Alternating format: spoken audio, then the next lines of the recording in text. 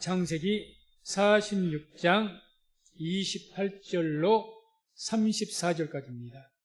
창세기 46장 28절부터 34절까지 같이 말씀을 한 목소리로 합독합니다. 야곱이 유다를 요셉에게 미리 보내어 자기를 고센으로 인도하게 하고 다 고센 땅에 이르니 요셉이 수레를 갖추고 고센으로 올라가서 아비 이스라엘을 맞으며 그에게 보이고 그 목을 어긋맞게 안고 얼마 동안 울매 이스라엘이 요셉에게 이르되 내가 지금까지 살아있고 내가 내 얼굴을 보았으니 지금 죽어도 가하도다. 요셉이 그 형들과 아비의 권세에게 이르되 내가 올라가서 바로에게 고하여 이르기를 가나안 땅에 있던 내 형들과 내 아비의 권색이 내게로 왔는데 그들은 목자라 목축으로 업을 삼음으로 그 양과 소와 모든 소유를 이끌고 왔나이다 하리니 바로가 당신들을 불러서 너희의 업이 무엇이냐 묻거든 당신들은 고하기를 주의 종들은 어렸을 때부터 지금까지 목축하는 자이온데 우리와 우리 선조가 다 그러하니이다 하소서. 애굽 사람은 다 목축을 가증히 여기나니 당신들이 고센 땅에 거하게 되리이다. 아멘. 말씀을 중심으로 해서 당신들이 고센 땅에 거하게 되리이다. 이런 제목으로 말씀을 선포하도록 하겠습니다. 오늘의 말씀의 내용은 요셉이 애굽에서 총리가 되었고 또 당시에 이제 7년 흉년이 시작된 것 같습니다. 그래서 흉년 때문에 야곱이 가나안 땅에 있는데 자녀들과 흉년이 들었기 때문에 자녀들을 애굽에 식량이 있다고 하니까 그 식량을 구하기 위해서 자녀들을 보냈죠. 거기에서 이제 요셉을 만났습니다. 그리고 요셉이 죽은 것이 아니라 총리가 됐다는 것도 이때는 총리가 됐다는 것도 알았죠. 그 소식을 듣고 요셉이 아버지에게 전하기를 빨리 가족들을 다 데리고 이 애굽으로 오십시오. 제가 아버님을 모시겠습니다. 이렇게 된 겁니다.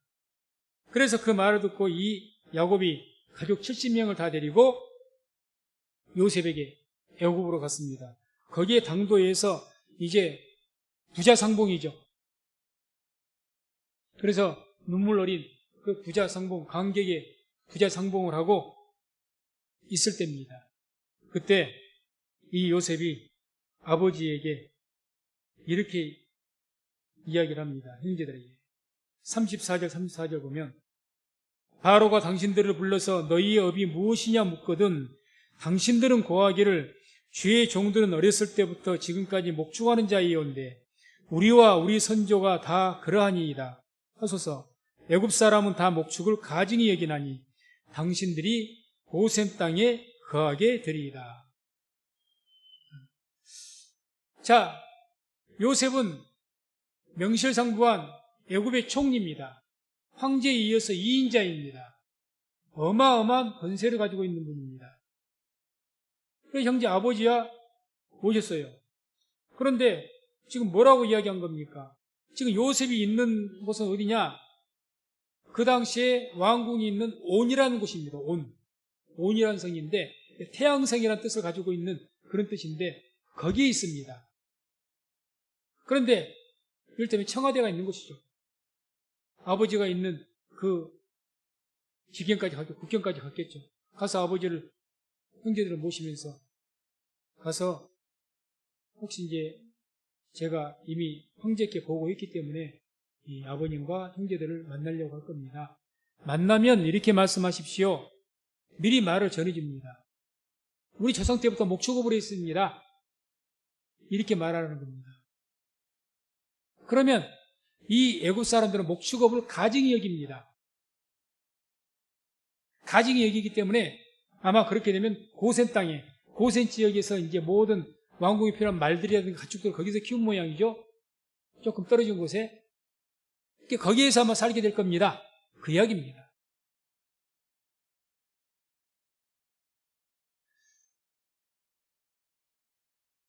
왜 그렇게 했을까요?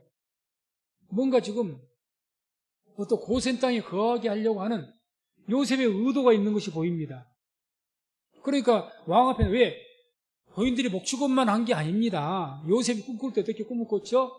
자기가 거뒀던 볏집단, 거기를 가운데 두고 형제들의 그 볏집단들 11개가 둘러서서 내가 거두어들인 그 볏집단을 향해서 절을 합디다, 이런 꿈을 꿨잖아요. 그러니까 뭘 말합니까? 농사도 지었다는 이야기입니다.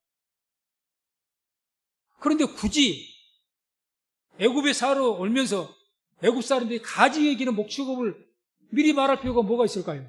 미리 말을 언지로 주는 거예요. 언지를 미리 한 겁니다. 굳이 이왕이면 거꾸로 생각을 해야죠.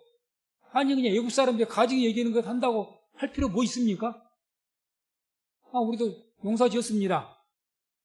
그러면 될 것 아니겠습니까? 목축업 전혀 안 한 것은 아닌데 농사를 주업으로 했습니다. 그게 아마 사실일 겁니다. 목축업은 부업 정도로 하고. 그런데 굳이 조상 때부터 목축업을 했다고 조상 때부터 했다면 더 가증스럽죠. 아이고 이놈의 요셉은 그래도 속리니까 어찌됐든 그냥 넘어가 주는데 어쩔 수 없는데 저 가족들은 성종 못할 사람들이로구나. 이게 무슨 유익이죠? 그럴 필요가 없잖아요. 또 그렇게 하라고 말을 해준 거예요. 또 거기에 대해서 야곱도 그 말을 이미 이전부터 들었기 때문에 야곱도 28절 보면 이렇게 말합니다. 야곱이 유다를 요셉에게 미리 보내어 자기를 고센으로 인도하게 하고, 왜 아들이 있는 온 땅으로 아니고, 온이 아니고 약 60에서 70km가 떨어졌습니다. 그런 거리가 떨어져 있는 그곳에 아들 옆에 이제 노년에 아들 너무너무 사랑했던 요셉 아닙니까? 그 아들이 이렇게 훌륭하게 장성을 했으니 함께 한 집에 살지는 못할지라도 같은 성에 살아서 매일같이라도 보면 얼마나 좋습니까? 아들이 잘 돼서 나라를 통치하는데 옆에서도 보라고 그게 얼마나 부모로서 좋겠어요. 근데 야곱도 뭐라고 합니까? 나를 고센 땅으로 인도해라. 야곱과 요셉의 이 고센 땅으로 가고자 했던 의도가 있는 겁니다. 온 땅이 아니라, 쉽게 말하면 수도가 아니라, 서울이 아니라, 그 가증 얘기는 고센 땅. 애굽 사람들은 별로 쉽게 말하면 귀양살이나 가지고 거기에 누가 가겠어? 뭐 이런 정도일 겁니다. 거기를 의도적으로 본인들 가려고 하는 거예요. 만약에 요셉에게 정치적인 의도가 있었다. 자기가 총리니까 자기 형제들 하다못해 경호실장이라도 시키고 군대 장관이라도 시키고 뭔가 그런 일을 시키면 든든하지 않겠습니까? 형들이 10명 아닙니까? 동생에서 형제가 11명 아니에요. 그럼 든든하죠. 일반 세상은 다 그렇게 하죠. 할 수만 있으면 다 내 측근들을 다 세웁니다. 다윗만 해도 보세요. 스루야의 아들들아 하면서 뭐 군대 장관 요압이나 이런 장군들을 거느렸는데 유명한 3인의 장군 이런 거 다 스루야의 아들들, 자기 누이들의 아들들이에요. 조카들입니다. 고대는 다 그랬습니다. 가장 요직에는 누구를 세웁니까? 내 핏줄이 가는 사람을 세웁니다. 그 사람을 믿을 수밖에 없으니까. 그래서 내 주위를 든든하게 한 거예요. 내 정치적인 배경은. 그건 너무 자연스러운 현상입니다. 그런데 스스로 누가 반대한 것도 아니에요. 애국 사람들 가증 얘기는 그 목축업을 한다고 이야기를 하게 만들고, 그래서 의도적으로 고센 땅에 애국 사람들은 가증이 여기는 것, 그냥 변방 정도가 아니라 가증이 여기는 것입니다. 가증. 좀 지나치게 표현하면 저 사람들은 상종 못해. 그런 거죠. 유대인들은 피 흘리는 그런 직업, 그런 것을 증오했기 때문에 도축업을 한다든지 가죽을 벗기 위해서 가죽 장사, 그 사람 진생이 가죽 벗겨야 되잖아요. 피를 흘리는 그런 피역하는 그런 것을 굉장히 가증스럽게 얘기했습니다. 상종조차 안 했어요. 그런 부정한 직업을 가진 사람들. 외국 사람들도 마찬가지예요. 목축업 자체를 가증스럽게 얘기합니다. 굳이 그럴 필요가 있냐는 거죠. 뭔 의도가 있다는 거죠. 왜 이렇게 요셉은 자기 아버지와 형제들을 고센 땅으로 인도하려고 애를 썼을까?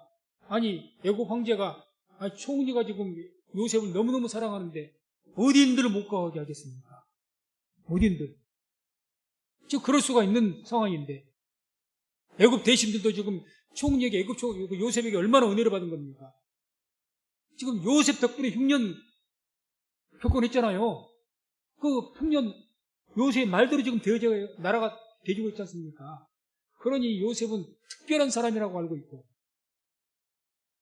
그런 모든 좋은 조건에서도 스스로가 고센 땅으로 가는 겁니다. 왜 그랬을까?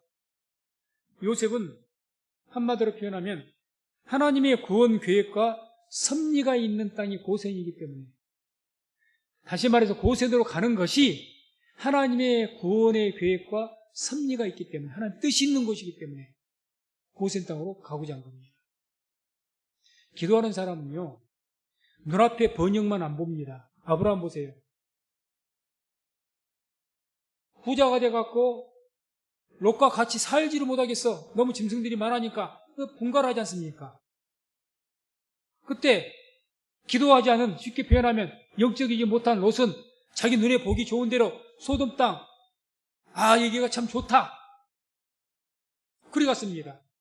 결과가 어떻게 된 것은 우리가 너무나 잘 압니다. 지금은 너무 좋은 땅인데 결과는 하나님의 불로 인해서 멸망한 지옥 같은 땅입니다. 훗날에, 지금은 아니지만. 아브라함은 하나님 믿는 사람이기 때문에 지금은 이 가나안 땅이 흉년도 들고 굉장히 살기가 척박한 땅이에요. 그러나 성경은 창세기 15장 보게 되면 뭐라고 이야기합니까? 이 아브라함이 가나안 땅에 머물렀더라. 이 머물렀다는 이 말 뜻이 견디다라는 의미가 있거든요. 견뎠다는 겁니다. 아브라함은 알죠. 이 땅이 하나님의 약속이 있고 이 땅이 지금은 척박하지만 이 땅에 소망이 있어. 미래를 보는 겁니다. 믿음으로. 그 눈이 있었기 때문에 가나안 땅에 머무른 겁니다. 지금은 힘들어도. 요셉이 이걸 안 겁니다. 안 거예요. 그 근거가 어디 있느냐? 창세기 15장 13절 14절 보게 되면 말씀을 같이 합독합니다. 여호와께서 아브라함에게 이르시되 너는 정령이 알라. 내 자손이 이방에서 객이 되어 그들을 섬기겠고 그들은 400년 동안 내 자손을 괴롭게 하리니 그 섬기는 나라를 내가 징치할지며 그 후에 내 자손이 큰 재물을 이끌고 나오리라. 아멘. 하나님께서 아브라함과 약속을 할 때 하신 말씀이죠. 약속을 할 때. 내가 이 땅을 너희에게 줄 텐데, 내 후손에게 줄 터인데, 뭐라고 말씀하십니까? 400년 동안 이방에서, 애굽 땅에서 객이 돼가지고, 거기에서 그들을 섬기면서 종살이를 하겠고, 그 후에 내가 너희들을 다시 이 가나안 땅으로 이끌어낼 것이다. 그 약속을 하신 거예요. 요셉에게는 증조부요, 야곱에게는 조부입니다. 조부. 계속해서 전수가 되어 왔겠죠. 그만 이 중요한 말씀입니다. 우리 조부이신 증조부인 아브라함께서 하나님과 약속을 하셨는데, 이런 말씀하셨는데, 우리 이 땅을 주신다고 했는데, 이 땅 400년간 우리가 언젠가는 우리가 가서 종살하게 될 것이고 그 후에 이 땅을 주신다고 했다. 왜 이것을 모르겠습니까? 이미 고대에는 다 구전과 또 토판, 흙에다가 이렇게 기록을 해서 중요한 것은 문서를 남기고 나무 같은 데다 파서 새겨서 그것을 남겼거든요. 그렇게 남겼을 겁니다. 그러니 알죠. 믿음이 없는 사람들이야 그런 말씀 들었다 할지라도 믿음이 없는 다른 형제들이야 그렇든지 말았든지 이렇게 할지 모르지만 요셉은 다른 사람이죠. 적어도 야곱은 다른 사람이죠. 하나님에 대한 믿음이 요셉과 야곱과 그 아버지의 그 아들, 그러니 안 거죠. 우리가 요셉 내가 아무리 출세했어도 우리가 거기를 가면 안 돼. 안 겁니다. 그러니 하나님께서 400년 후에 하나님께서 우리를 이끌어내실 텐데, 우리 민족이, 우리 야곱이 지금은 70명이지만 다음에는 하나님께서 거대한 민족이 되게 하신다고 했는데, 우리가 이 거대한 민족이 돼서 하나님의 백성으로서, 이스라엘 백성으로서 정체성을 지키고 살아가기 위해서는 내게와 섞어서 살아면 안 돼. 이걸 한 겁니다. 우리가 한번 추리를 한번 해볼까요? 만약에 정치적 목적이 아니더라도 훨씬 온 땅이 살기 좋으니까, 도시니까 아들이 총리예요. 동생이 총리입니다. 그러면요, 살아가는데 전혀 부족함이 없습니다. 적어도 작은 관직 하나라도 받아서 살아갑니다. 충분히 그럴 수 있죠. 그렇게 살아갔다고 했을 때 이 이스라엘 70명의 이스라엘 그 족속이, 혈통이 과연 애굽 족속과 섞어지지 않을까요? 100% 섞어집니다. 2대 3대 가면 이스라엘 족속이라는 그런 하나님의 백성은 없어져 버릴 것이고 애굽 민족이 될 겁니다. 애굽 민족. 주인께서 이스라엘 백성을 구별시킨 이유가 여기 있는 거예요. 너희가 구별해라. 섞어져 버리니까. 가나안 땅, 가나안 족속을 왜 쫓아내라고 합니까? 섞어지니까. 시대가 흘러가면 섞어진다는 거죠. 그렇게 될 겁니다. 그러니 이 야곱과 요셉은 그 하나님의 뜻은 너무 잘 아는 거예요. 요셉이 바보입니까? 정치적으로 어떻게 하면 내가 유리할지 그걸 왜 모르겠습니까? 내가 총리였으니까 내 다음의 후대, 내 아들이든지 내 형들이, 내 친족이 총리가 안 된다 할지라도 적어도 중요한 관직 하나 하려면 끌어들여야 맞죠. 사람 키워야죠. 내 집안 사람. 그걸 모르겠습니까? 알지만 하지 않은 겁니다. 저나 우리 모두 성도님들도 눈앞에 보고 있는 것, 편하고 좋은 것, 그렇게 거기에 매이지 마십시오. 그게 소돔일지도 모릅니다. 내가 있는 건 하나님께서 내가 지금 하는 것은 모든 것이 다 적과 꿀이는 땅이야. 하나님께 확실하게 주셨어. 그런 것입니까? 뭔가 기도해서 영적으로 끌려서 그렇게 한다면 모르겠지만 기도한 결과가 이겁니다 했을 때는 그건 당연하겠죠. 그런데 내 욕심에 끌려서 했다면 그것이 소돔일지도 모릅니다. 롯이 봤을 때 너무너무 좋은 거야. 야, 참 짐승 키우기 좋네. 농사 짓기 좋네. 정말 좋은 땅이네. 거기로 가는 거죠. 기도하지 않으면 요셉도 야곱도 우리가 왜 다른 데도 아니고 다른 지금 또 몰라. 고센당 가지기 여기는 곳까지 가느냐. 왜 우리가 그래야 되느냐.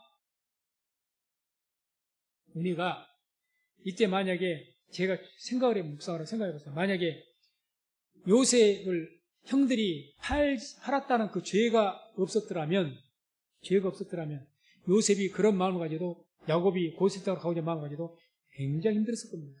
형제들이. 그러니까 만약에 요셉이 총리가 되는데 우리 형제들이 도움을 줬다. 그러면 뭐라고 하겠습니까? 야, 네가 총리가 되는데 내가 이렇게 이 공로가 있고 너를 위해서 내가 이렇게 희생을 했는데 그래, 우리를 이렇게 변방으로 쫓아버려?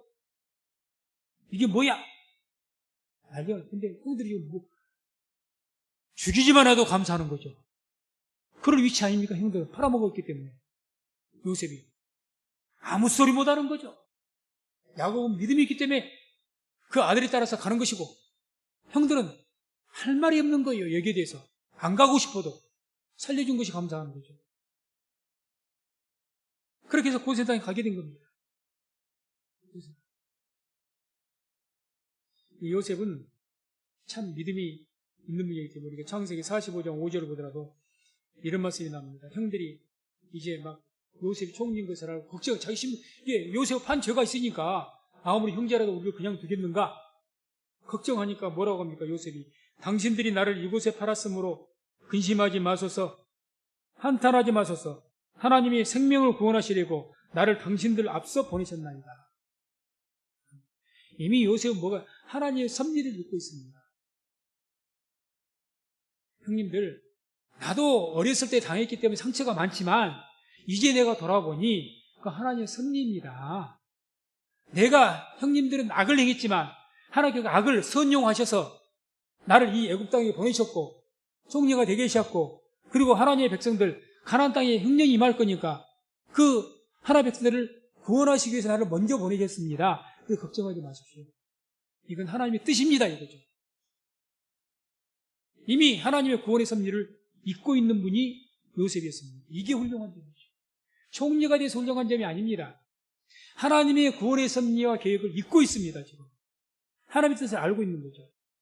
우리 성도님들도 하나님의 구원의 계획과 섭리를 읽을 수 있는 그런 은혜가 있기를 주의 이름으로 축원을 드립니다. 현실만 보지 마세요. 왜 현실만 보십니까? 지금은 지옥 같은 땅이어도 그게 천국으로 변할지 어떻게 알겠습니까? 모를 일입니다. 지금 내게 있는 고난이 고난으로만 끝나버릴 것 같습니까? 안 그렇습니다. 화가 보게 된다고 성경은 곳곳에서 이야기하지 않습니까? 그런 일들이 성경에는 언제든지 있지 않습니까? 이 요셉은 그걸 한 겁니다. 그래서 이와 같이 믿음으로 한마디로 표현한다면 이 고센 땅을 어떻게 한 겁니까? 적어도 야곱과 요셉은 믿음으로 선택한 땅입니다. 얼마든지 온 땅으로 갈 수 있다니까요. 도시로 가서 떵떵거리고 살 수가 있어요.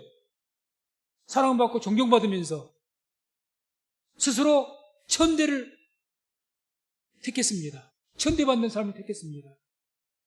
그리고 천대받는 땅을 택했습니다. 믿음의 선택이죠. 하나님의 구원의 계획과 섭리를 읽었기 때문에. 그 결과가 어떻게 됐습니까? 400년 후에 출애굽 직전에 애굽에 우리가 잘 아는 것처럼 10가지의 무서운 심판이 임했습니다. 애굽 전국이 멸망할 정도의 무서운 심판이 임했을 때 하나님께서 이 고센 땅을 철저하게 구별하신 것을 성경을 통해서 보게 됩니다. 보게 되면 출애굽기 8장 22절 보면 이런 말씀이 나옵니다.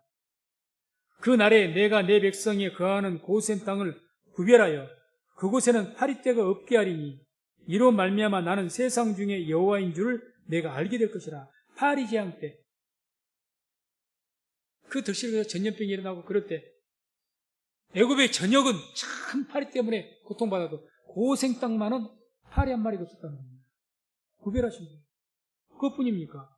출애굽기 9장 4절 보게 되면 여호와가 이스라엘의 생축과 애굽의 생축을 구별하리니 이스라엘 자손에 속한 것은 하나도 죽지 아니하리라.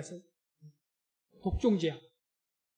애굽의 모든 독종들 말과 소와 짐승들 다 죽어가는데 고센 땅에 있는 그 짐승들은 하나도 안 죽은 거예요. 병 걸리지 않고. 하나님 구별하셨다는 거죠. 이것만 있습니까? 9장 26절 보면 우박재앙. 우박재앙 중에 고센 땅은 우박이 임하지 않는 거예요. 또 10장에 보게 되면 흑암재앙. 애굽 전역이 3일간 태양이 어두워져 갖고 빛이 없어져 버렸어요. 고센 땅에만 빛이 있는 겁니다. 고센 땅만. 광명이 있었다고 나오죠. 장자 죽음 재앙. 출애굽기 11장에 애굽 전역의 장자, 사람의 장자나 짐승의 장자는 다 죽어갔습니다. 그러나 고센 땅만은 하나님께 구별하신 거죠. 그리고 그 유월절 문설주 인방의 피를 바른 결과로 그곳은 하나님 재앙이 뛰어넘어가는 그런 역사가 일어난 겁니다. 한마디로 심판의 때에 하나님께서 이 고생 땅만은 구별하셨다는 이야기죠. 구별한 겁니다. 믿음으로 선택을 했더니 믿음의 이 선택, 고생 땅을 선택한 것은 본인들이 괴로운 일입니다. 나의 유익을 포기해야 되는 거예요. 얼마든지 온이라는 그 수도에 가서 애굽의 서울에 가서 아들이 총리니까 거기서 얼마든지 풍요롭게 또 이후에도 또 내 아들 요셉이 아닌 다른 아들들이 총리는 못될지라도 관직에 있어서 계속 최소한 몇 대 이상은 떵떵거리고 살 수 있는 그런 기회가 있는데 인간적으로는 너무너무 좋은 기회를 스스로가 던져버린 거예요. 스스로가. 왜 이렇게 했습니까? 믿음으로 그렇게 선택한 겁니다. 뭘 위해서요? 하나님의 구원의 계획과 하나님의 섭리를 믿었기 때문에. 그런 보는 눈이 있어야죠. 지금의 순간만을 보아서는 안 됩니다. 믿는 사람 믿음이라는 것은 바라는 것들이 실상이에요. 내가 눈에 보는 것들이 실상이 아니고 바라는 것이라는 것은 지금 현재 있지 않는 겁니다. 보지 못하는 것들이 증거입니다. 그러니 믿음이 있다는 것은 눈앞에 있는 것만 보고 그것만에 의해서 울고 웃고 한 사람은 믿음이 없는 분입니다. 믿음이 없는 분이에요. 믿음이 있는 사람은 지금 현재 일어난 일만 갖고 울고 웃고 안 합니다. 그러니까 믿음이 있는 사람은 거기에서 견디면서 기도하는 거예요. 하나님께서 이 고센 땅에서 지금은 힘들지만 뭔가 하나님 큰 역사를 이루시겠지. 그게 믿음입니다. 적어도 요셉은 그랬고 야곱은 그랬습니다. 자, 그래서 고센 땅이라는 것은 하나님께서 이스라엘 백성들을 그 애굽의 심판 중에도 구별해서 보호하셨던 구원의 땅입니다. 구원의 땅이었습니다. 그러면 오늘날 우리에게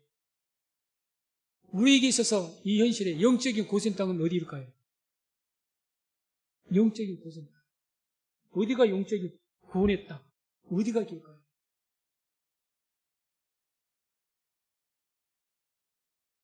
교회가 영적인 고센 땅입니다. 교회가 영적인 구원. 구약 시대는 눈에 보이는 그 어떤 외형적인 그 땅이 구원하는 땅이었지만 오늘날 신약 시대는 교회가 영적인 고센 땅이 구원의 땅인 줄로 믿습니다. 교회라는 그 단어가 에클레시아라는 단어 한두 번쯤은 들어보셨을 겁니다. 이 단어가 증거를 합니다. 에클레시아는 뜻이 어느 안에 있는 그 세상 안에 있는 그런 자들을 불러서 소집해서 모이는 단체, 이것을 에클레시아라고 합니다.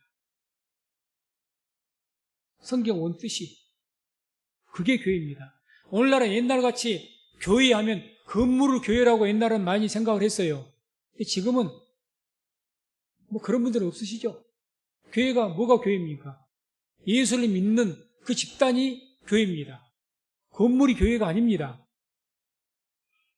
성경 원뜻이 그렇습니다.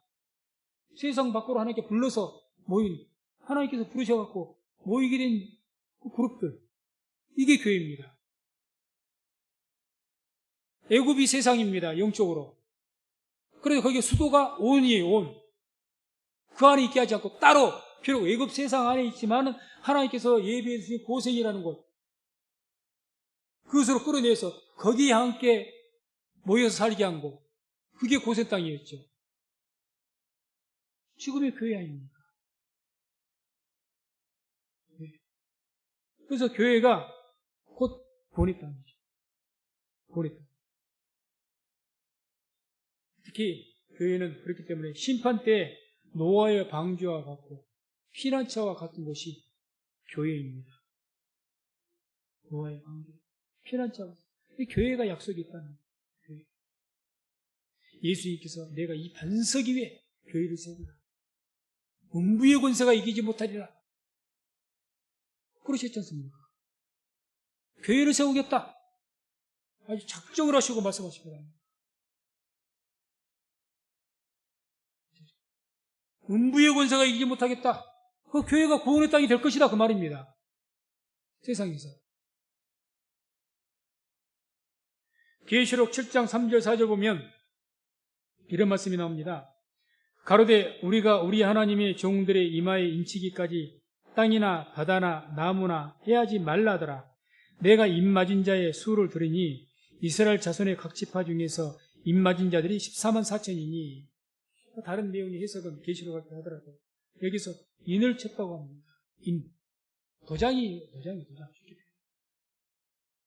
그래서 이사야에서 너는 내 것이라. 그 인쳤다는 이야기입니다. 그것은 해하지 말아라. 지금 이 계시록 7장이 인재앙의 시대가 이제 재앙이 하나님의 마지막 때가 되었고 재앙이 시작되었고 막 재앙이 온 세상에 나타납니다. 첫째 기근, 지진, 전쟁, 여러 가지 각종 전염병 모든 것들이 막 불어닥칠 때입니다. 그때 뭐라고 한 겁니까? 인을 깝쳐서 이건 해하지 말아라. 해하지 말아라. 구별한 거죠. 고센 땅을 구별하셔서 파괴 재앙도 없고 독종 재앙도 없고 흑암 재앙도 없었고 우박 재앙도 없었고 장자 죽음의 재앙도 없었고 인을 딱 쳐가지고 그 이익이 뭐였습니까? 6월절 문설주와 인방에 피를 바른 피가 있으니까 하나님 인이 거의 쳐져 있으니까 하나님께서 표를 내는 거죠. 그러니까 어떤 재앙도 거기는 건들지 못한 거죠. 계시록 9장 3절 4절 보면 이런 말씀이 나옵니다. 함께 말씀을 합독합니다. 또 황충이 연기 가운데로부터 땅 위에 나오매 저희가 땅에 있는 정갈의 권세와 같은 권세를 받았더라. 저희에게 이르시되 땅의 풀이나 푸른 것에 각종 수목은 해하지 말고 오직 이마에 하나님의 입 맞지 아니한 사람들만 해하라. 입 맞지 않는 사람들만 해야. 반대로 말하면 입 맞은 자들은 절대 하지 말라는 거죠. 놀랍게 이렇게 하나님께서 인을 치신 그런 방법을 통해서 구원하신 표식이 이 성경에 나오는데 가인이 아들을 동생을 죽였지 않습니까? 가인이 하나님께 외칩니다. 쫓겨나니까 에덴 동산에서 쫓겨나니까 하나님 내가 쫓겨나면 다른 사람 나를 죽이면 어떻게 합니까? 그때 하나님께 뭐라 합니까? 가인에게 표를 주어서 아무도 가인을 해하지 못하게 합니다. 이미 이때부터 구원의 표가 시작됐습니다. 가인에게 표를 주어서 아무도 이 가인을 죽이지는 못하게 한다. 우리는 어찌 보면 가인과 같은 죄인입니다. 그 예표를 하는 거죠.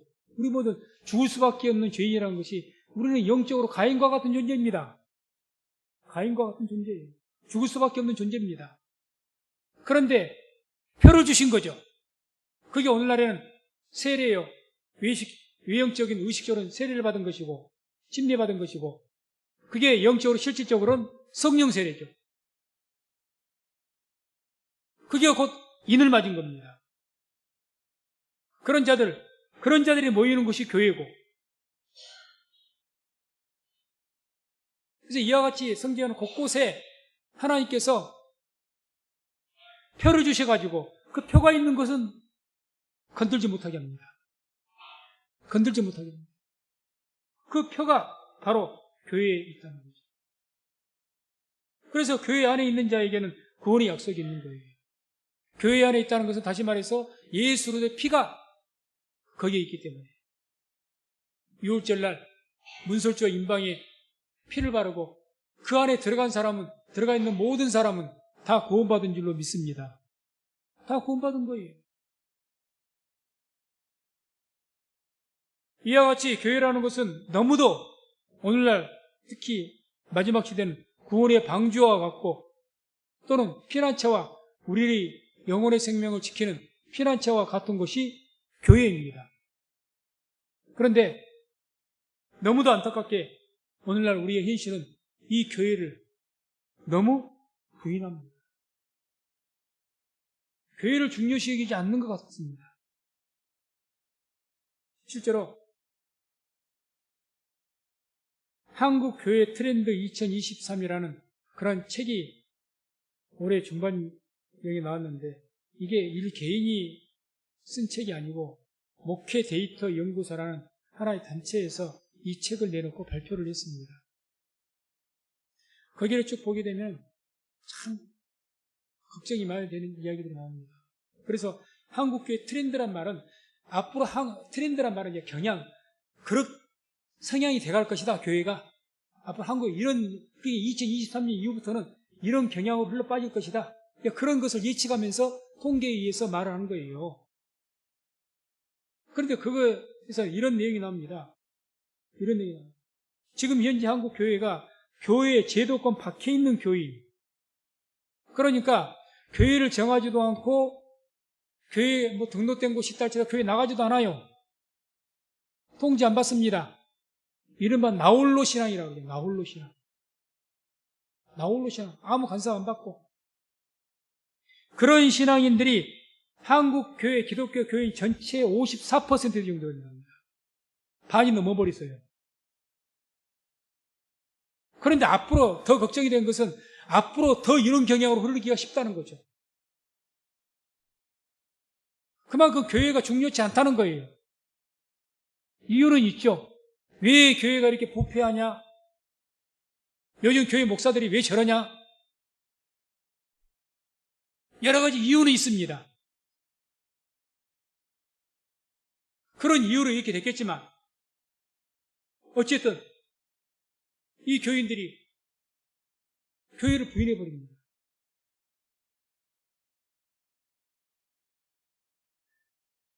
하박국 1장 14절 보면 그 이스라엘이 하나님 믿는 어떤 것을 부인하고 신앙을 부인하고 뭐 이렇게 방황하는 가운데 있을 때 하박국 1장 14절 이런 말씀이 나옵니다. 주께서 어찌하여 사람으로 바다의 어족 같게 하시며 주권자 없는 곤충 같게 하시나이까. 지금 이 나라 백성들이 주권자 없는 그런 곤충같이 인도자가 없는 거예요. 그래 방황하고 있다는 거죠. 그런 것처럼 지금 돼 있습니다. 교회가 없습니다.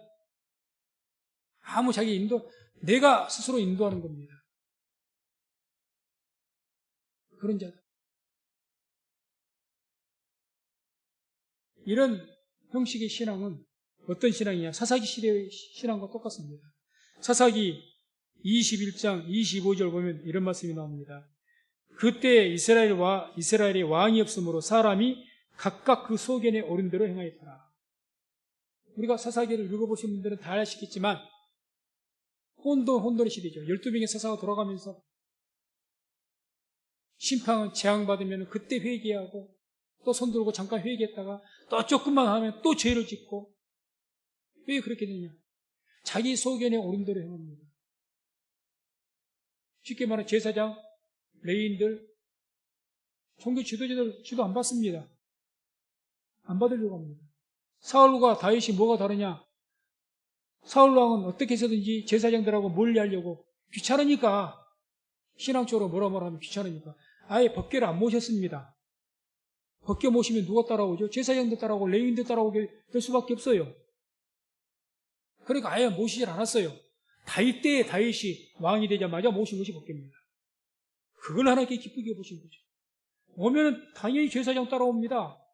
당연히 레위인들, 성직자들이 자기 주위에 있게 왕궁 옆에다 뒀는데 간섭받죠. 왕이 정치 조금만 해도 왕이시여 그건 하나님의 뜻이 아닙니다. 기도하고 가세요. 듣기 싫죠? 듣기 싫은 겁니다. 다윗은 달랐어요. 다른 거죠. 오늘날 주권자 없는 백성들이 그와 같죠. 누구도 소리 듣기 싫은 거예요. 내 속에는 오른 대로. 이렇게 신앙생활하면 되지. 그렇잖아요. 그러니 이제 그러나 교회는 하나님께서 핏값으로 사신 것이 교회고 하나님께서는 교회를 통해서 약속하시고 교회를 통해서 구원을 완성시킵니다. 이걸 제가 강조해서 들은 이야기가 아닙니다. 말씀에가 있습니다. 에베소서 1장 23절 에베소서 1장 23절 같이 한번 말씀을 합독합니다. 교회는 그의 몸이니 만물 안에서 만물을 충만케 하시는 자의 충만이니라. 아멘. 이 뒤에 말씀이 좀 어렵습니다. 만물 안에서 만물을 충만케 하시는 충만. 이 말씀이 좀 어려우니까 공동 번역으로 보게 되면 이렇게 나옵니다. 공동 번역. 또 같이 한번 읽어볼까요? 시작. 교회는 그리스도의 몸이며 만물을 완성하시는 분의 계획이 그 안에서 완전히 이루어집니다. 아멘. 공동 번역이 정확하게 번역한 겁니다. 교회는 그리스도의 몸이며 만물을 완성하시는 분의 계획이 그 안에서 완전히 이루어집니다. 하나님의 구원의 계획이 어디서 이루어진다고 합니까? 교회를 통해서 이루어진다는 겁니다. 교회를 통해서. 왜 교회를 내가 섬겨야 되고 세워야 되느냐? 하나님의 구원의 계획의 완성이 교회를 통해서 이루어지기 때문에. 그러니까 내가 교회를 세워야 될 이유가 있는 거예요. 왜 교회를 섬겨야 되지? 교회를 통해서 하나님께서 모든 일을 하십니다. 교회를 통해서 하나님 구원 계획을 완성을 시킨다는 거죠. 그런 교회인데 이런 교회의 어떤 하나님 뜻을 저버리면 안 돼요. 그래서 교회가 다시 말해서 영적인 고센 땅이라는 거죠. 고센 땅. 그래서 주님께서 이렇게 말씀하죠. 요한복음 15장 5절 6절 보면 이런 말씀을 합니다. 나는 포도나무요 너희는 가지니 저가 내 안에 내가 저 안에 있으면 이 사람은 과실을 많이 맺나니 나를 떠나서는 너희가 아무것도 할 수 없으니라. 사람이 내 안에 거하지 아니하면 가지처럼 밖에 버리고 말라지나니 사람들이 이것을 모아다가 불에 던져 살아내니라. 아멘. 예수님을 우리 성도들과의 관계에 대해서 이야기하는 거죠. 성도님, 예수님이 뭡니까? 포도나무고 우리를 뭐라고 하십니까? 가지라고 하지 않습니까? 그게 교회죠. 예수님이 머리시고 교회는 그의 몸입니다. 붙어 있습니다. 붙어 있어야 맞습니다. 그게 성경에서 이량 말씀하시는 거죠. 그래서 교회 하는 겁니다. 그래서 오늘 말씀을 통해서 교회 안에 하나님이 약속했다는 것을 잊지 마시고 어떻게 해서든지 혹 우리 교회 하면서 교회 옮길 수 있습니다. 이사를 가면 옮겨야지 어떻게 하겠습니까? 저는 항상 이사 가는 분들한테 우리 청년들도 이제 대학을 갔으면 서울 가고 오면 내가 꼭 이야기하는 이야기가 있습니다. 가면 교회를 정하는데 기도하고 정해라. 교회를 정하는데 백화점에서 물건 사든지 네 마음에 맞는 교회 정하려고 하지 말고 가까우니까 좋고 여기 교회는 쉬우니까 좋고 어떤 경우는 심지어는 그래요. 성도수들이 많은데 왜 큰 교회로 가려고 하느냐 했더니 가면 숨기가 좋으니까 아무것도 안 해도 되니까 아무것도 안 하니까 좋대요. 왜? 그러지 않겠습니까? 큰 교회는 일꾼도 많고 그냥 가만히 다니기만 해도 되거든. 그렇게 좋다는 거예요. 그러지 말고 그러면 거기는 교회 자체가 소돔은 아니지만 개인에게는 그런 교회로 내 육신의 욕심에 이끌려 그런 교회로 가게 되면 그것이 소돔이 될 수가 있습니다. 기도하고 정하라. 영적인 인도하십니다. 야곱과 요셉도 아마 기도했을 겁니다. 하나님, 내 아들이 총리가 되어서 이제는 나를 애굽 땅으로 오라는데 왜 기도하지 않았겠습니까? 어떻게 해야 될까요? 그런데 요셉이 먼저 사람 유다로 보내와가지고 유다 자기 아들한테 하는 말이 아버지 오게 되면 이렇게 해서 고센 땅으로 갈 수 있도록 하라는데요. 그런 말을 미리 들었거든요. 성경을 보면. 요셉이 기도 안 했겠습니까? 하나님, 내 아버지와 형제들이 오는데 어디서 살아야 될까요? 하나님께서 감동으로 보여주지 않으셨을까요? 고센 땅으로. 말씀을 맺습니다. 하나님께서 오늘날 이 시대에는 영적으로 구별한 고센 땅이 교회입니다. 하나님 구원을 완성시키기 위해서. 그런 교회인 것을 우리가 믿으시고 교회를 다 잘 섬기시고 어떻게 해서든지 우리 믿는 우리 성도님들은 교회 안에서 승부를 보십시오. 인생은 교회에서 머물고 버티면서 살아가시면서 교회 안에서 인생의 승부를 보시기 바랍니다.